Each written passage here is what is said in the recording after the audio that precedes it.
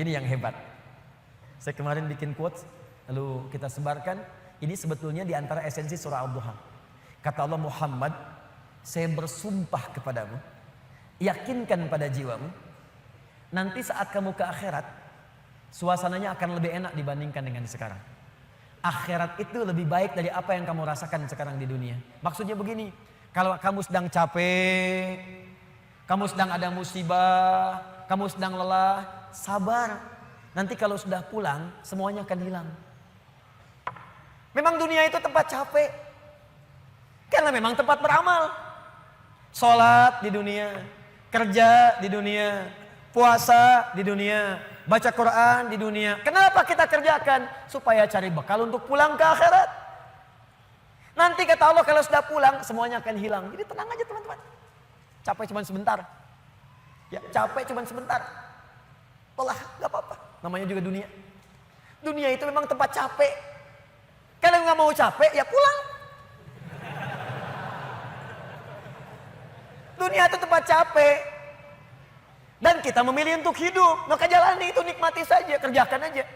Setiap kerja ada pahala, setiap kerja ada pahala, setiap sholat pahala, baca Quran pahala, niat mencari nafkah karena Allah pahala, merawat anak pahala, memberikan ASI pahala. Gak apa-apa, memang capek. Memang ya dunia sifatnya capek. Tobakan an tobak, setiap tahapan tuh capek lagi, biasa. Supaya dapat bekal. Bukankah orang kerja dapat gaji? Dan enak kan kalau gajian? Dan kalau sudah dapat gaji, lupa kan 29 hari ke belakang? Anda itu bekerja, kerja, berangkat gelap, pulang gelap. Tapi kalau sudah dapat gaji, semua itu kan hilang lupanya. Pergi ke Lembang, ya, jalan sama keluarga. Ada yang ke Palembang beli pempek, ada yang ke Lembang beli mak Lembang. Ada. Semuanya kayaknya hilang aja. Besoknya kerja lagi. Kata Allah, saya janjikan yang lebih dahsyat. Kamu sabar saat di dunia, karena dunia memang tempatnya capek. Kamu cari bekal aja. Nanti saat pulang ke akhirat, saya berikan yang lebih indah dan nggak akan pernah ada capek lagi. Sholat udah nggak ada lagi. Jadi jangan pernah bercita-cita nanti di surga Firdaus saya tahajud lagi. Terlampau soleh. Udah nggak ada. Baca Quran nggak ada lagi. Yang ada itu masuk surga dengan Qurannya. At-Tirmidzi nomor hadis 2915. Dipakaikan di atasnya mahkota, dipakaikan di badannya jubah kehormatan, dipakaikan di tangannya gelang-gelang emas, pakaiannya sutra. Quran surah ke-35 ayat ke-33. Jannatu adnin yadkhulunaha yuhallawna fiha min asawir, ya, min dhahabin wa lu'lu'a wa libasuhum fiha harir. Ahli Quran mau masuk ke surga pakai jubah, pakai mahkota, emas, sutra, semua naik. Apa yang terjadi? Dimintakan membaca Quran yang ia biasa bacakan saat di dunia.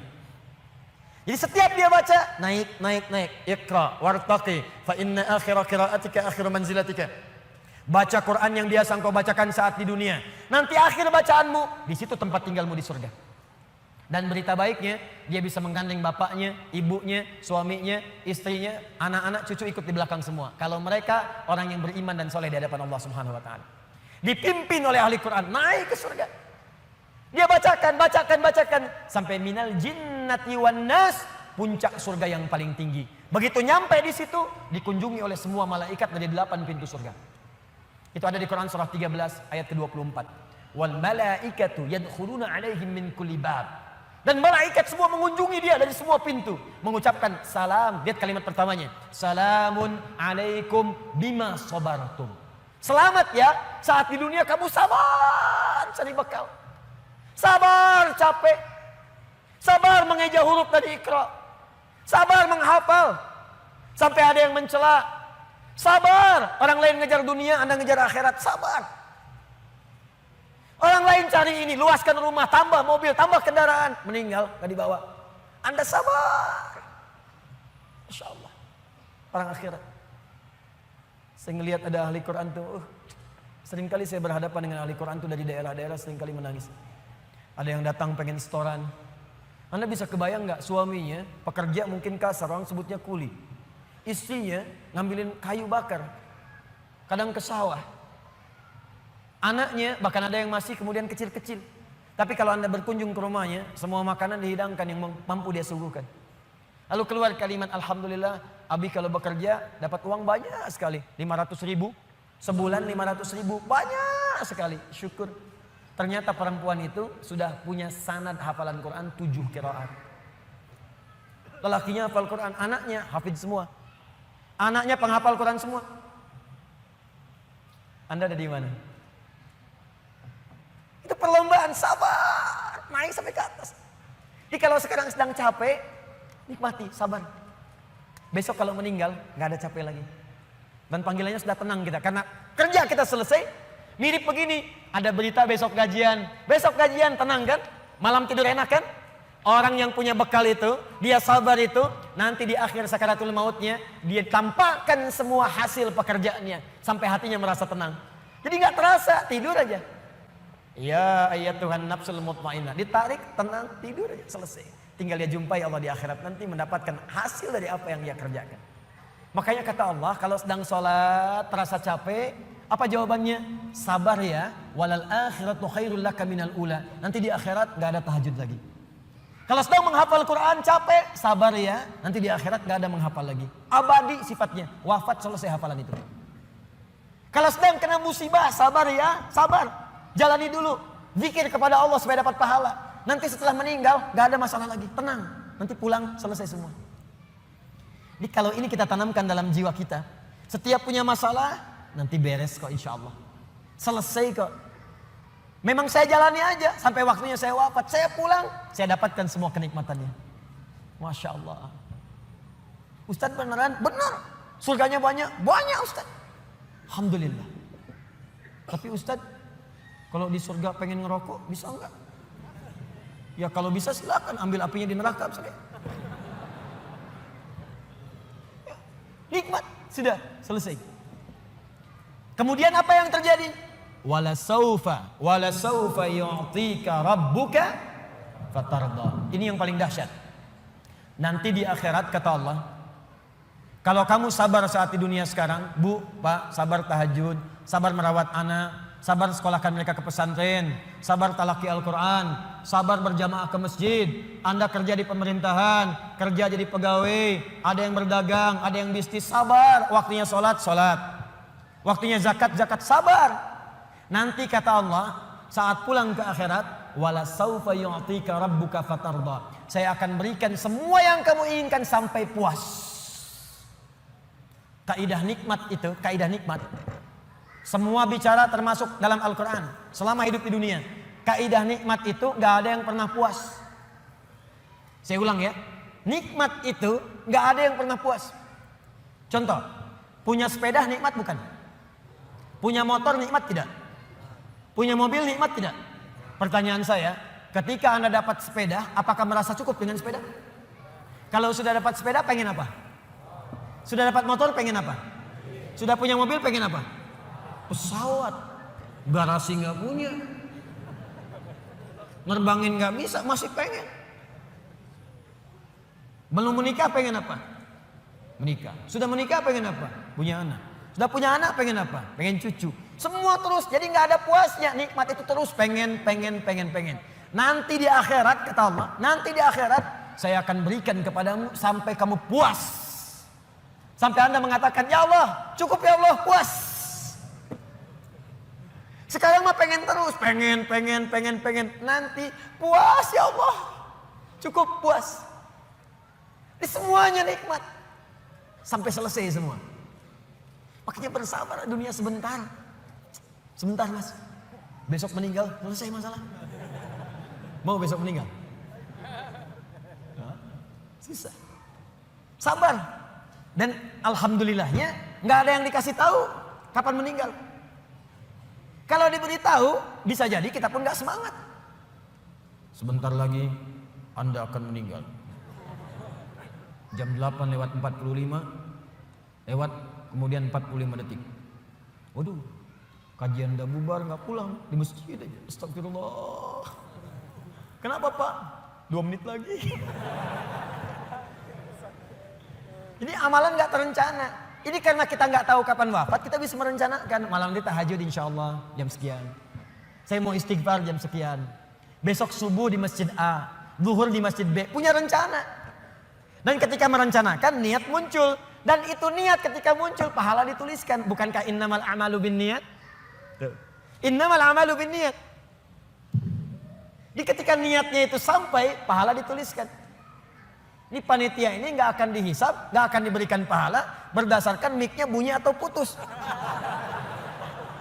Tapi udah ada niat nih, yang penting ada niatnya, ada pahalanya. Masalah bunyi putus perjuangan saya di sini. Jelas ya?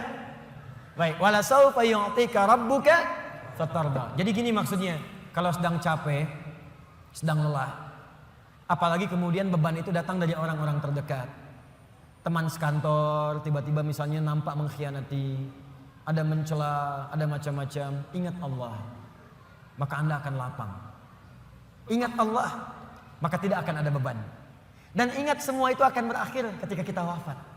Kalau itu ada dalam diri kita, maka demi Allah saya katakan, beban itu seberat apapun akan ringan. Ingat itu baik-baik. Wala saufa yu'tika rabbuka fatarda. Alam yajidka yatiman fa'awa. Muhammad, coba ingat-ingat. Kamu sekarang gak usah merasakan beban berat. Bukankah dulu pun aku buktikan kepadamu saat engkau yatim, aku kirimkan orang-orang sekitaran untuk bisa memberikan perlindungan kepadamu. Lahir bapak tidak ada ibu. Ibu wafat usia 6 tahun, ada kakek. Kakek wafat usia kemudian Nabi Muhammad 8 tahun, ada paman. Ada semua. Ingat Muhammad SAW. Kalau sedang kamu merasakan beban, ingat senang yang dulu saya berikan. Manhaj yang ketiga. Kalau sedang merasakan kesulitan dalam masalah, kalau masalah ingin cepat diringankan oleh Allah, maka bandingkan masalah itu dengan solusi yang pernah dirasakan sebelumnya. Bandingkan persoalan yang sulit itu dengan kesenangan yang sudah dirasakan sebelumnya. Suami istri sedang punya masalah, malam ini punya persoalan, sampai nggak bicara. Coba duduk dulu baik-baik. Ingat masa-masa senang ke belakang. 15 tahun berumah tangga, masa mau dikalahkan dengan masalah di satu malam? Ingat banyak senangnya atau banyak dukanya, banyak sukanya, banyak dukanya, banyak nyamannya, banyak masalahnya. Coba timbang-timbang lagi. Mungkin dengan menghadirkan nostalgia kesenangan itu, yang ini akan terasa ringan. Ma, kenapa malam ini kita mesti cemberut ya? Bukankah kemarin-kemarin kita tertawa? Gara-gara bapak semuanya.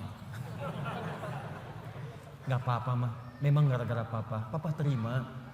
Tapi mungkin Allah titipkan keburukan di papa itu karena mamah bisa menyempurnakan. Mungkin Allah pilih mamah itu adalah mamah yang bisa membimbing papa lebih baik. Masya Allah. Oh gitu ya Pak ya. Mama bikin status dulu ya. Jadi kalau semuanya begitu enak rasanya. Tapi memang diucapkan mudah, menjalaninya belum tentu mudah.